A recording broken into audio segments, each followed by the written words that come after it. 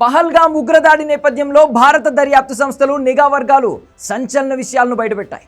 దాడిలో పాల్గొన్న ఉగ్రవాదులకు పాకిస్తాన్ నుండి పూర్తి సహకారం అందినట్లుగా దర్యాప్తులో గుర్తించినట్లు జాతీయ మీడియా పేర్కొంది.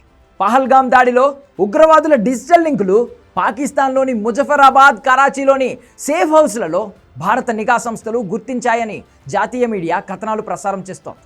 ఈ దాడులలో పాకిస్తాన్ హస్తం ఉందని నిరూపించేందుకు భారత్ అన్ని సాక్ష్యాలను సేకరించే పనిలో ఉంది. 26/11 ముంబై దాడులలో ఉపయోగించిన రిమోట్ కంట్రోల్ రూమ్ మాదిరిగానే రిమోట్ కంట్రోల్ రూమ్ను ఉపయోగించారని దర్యాప్తులో ప్రత్యక్షంగా పాల్గొన్న ఉన్నత స్థాయి అధికారులు జాతీయ మీడియాకు తెలిపారు. ప్రాథమిక ఫారెన్సిక్ల రిపోర్ట్ల ప్రకారం, అదేవిధంగా ప్రాణాలతో బయటపడిన వారి వాంగ్మూలాల ప్రకారం దాడిలో పాల్గొన్న 5 ఉగ్రవాదులు పెద్ద ఎత్తున ఆయుధాలు కలిగి ఉన్నారని, వారి వద్ద AK రైఫిల్స్, అధునాతన కమ్యూనికేషన్ పరికరాలతో సహా ఆటోమేటిక్ ఆయుధాలు కలిగి ఉన్నారని వెల్లడించారు.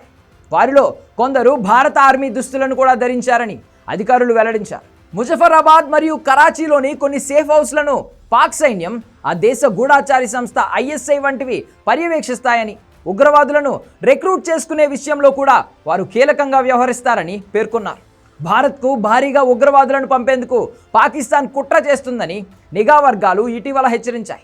ఉగ్రవాదులను పెద్ద ఎత్తున రిక్రూట్ కూడా చేసుకుంటున్నట్లు వెల్లడించాయి. గత ఏడాది డిసెంబర్, ఈ ఏడాది జాన్యువరిలో దీనిపై నిఘా వర్గాలు హెచ్చరికలు చేశాయి. పాకిస్తాన్ సైన్యం ISI, లష్కర్-e-తోయిబా, జైషే మహమ్మద్ ఉగ్రవాదులను LOC అంతర్జాతీయ సరిహద్దు నుండి భారత్లోకి పంపడానికి ప్రణాళికలు సిద్ధం చేస్తున్నాయని వెల్లడించారు.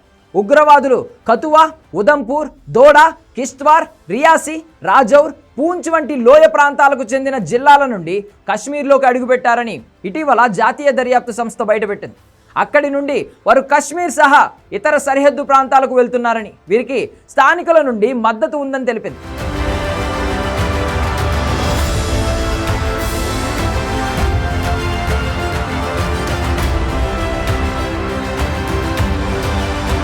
కశ్మీర్లో నిఘా వ్యవహారాలను పర్యవేక్షించే ఓ సీనియర్ అధికారి జాతీయ మీడియాకు ఇటీవల సంచలన విషయాలు వెల్లడించారు.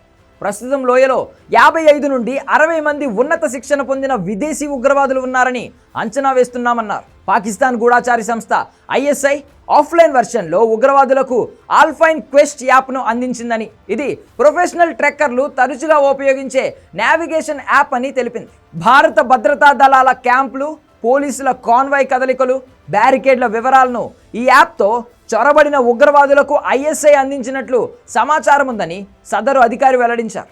ఉగ్రవాదులు పాకిస్తాన్లో సర్వర్లను కలిగి ఉన్న ఎన్క్రిప్టెడ్ రేడియో కమ్యూనికేషన్ పరికరాలను కూడా ఉపయోగిస్తున్నారని సంచలన విషయాలు బయటపెట్టారు. ఉగ్రవాదులు లోయలోని మధ్య దిగువ ప్రాంతాలలోనే ఉండి తక్కువ ఎత్తులోనే తప్పించుకుంటున్నారు అని తెలిపారు. ఈ చొరబడిన ఉగ్రవాదులు వారికి సహాయం చేస్తున్న స్థానికులపై భారత ఆర్మీ నిఘా పెట్టింది. జాతీయ దర్యాప్తు సంస్థ NIA ఫిబ్రవరి, మార్చి నెలల్లో జమ్మూ అండ్ కాశ్మీర్లోని పలు కీలక ప్రదేశాలలో విస్తృతమైన సోదాలు నిర్వహించింది. దేశంలోకి అడుగుపెట్టిన తర్వాత ఈ ఉగ్రవాదులను స్థానికులు సహకరించి వారికి ఆహారం, ఆశ్రయం, డబ్బు కూడా అందించారని, వారు కశ్మీర్లోని వివిధ ప్రాంతాలకు వెళ్లేందుకు రవాణా సౌకర్యాలను కూడా ఏర్పాటు చేస్తున్నట్లు గుర్తించారు అధికారులు. తాజాగా జరిగిన దాడిలో 2 స్థానిక ఉగ్రవాదులు ఉన్నారని, మిగిలిన 3 పాక్ నుండి దేశంలోకి చొరబడ్డారని గుర్తించారు.